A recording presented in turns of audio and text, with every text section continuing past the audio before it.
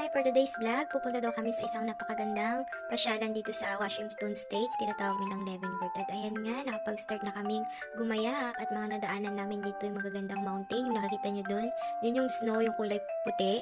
So, sobrang lamig pa ng season nila dito.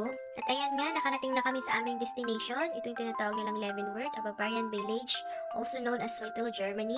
Sobrang ganda nga. Pagganda nga talagang tourist destination siya. Dati-dati, dream ko na yung mga makapunta ng ganitong place. At ngayon, dito na nga ako.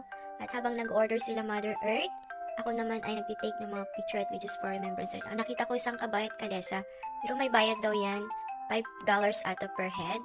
Parang sarap sumakay dun sa kalesa na yun at malilibot mo buong village na to. At habang naghihintay nga kami ng aming order, chika-chika muna. At itong napili pala ng aking mga in-laws na aming kakainan, isang German restaurant. So, tatry natin yung kanilang mga menu dito. At nakapagpili na kaming kakainin namin ni Kano, or same order kami. At dahil naghahantay pa kami ng aming mga orders, so ako muna, todo video at kuha ng mga picture dahil nagagandahan ako. Sabi ko nga kay Kano, babalik kami dito sa winter para makita ko din kung anong view ng winter. Pero feeling ko sobrang ganda ng winter kasi puti lahat. Lalo na doon banda ay mabundok. At ito pala guys, sa likod pala nito ay hiking trail. So by the month of January siguro, nagpaplan ulit kami ni Kano na babalikan ito para makita ko kung anong view ng winter dito sa Leavenworth. What do you have? What do you have? I don't have it yet.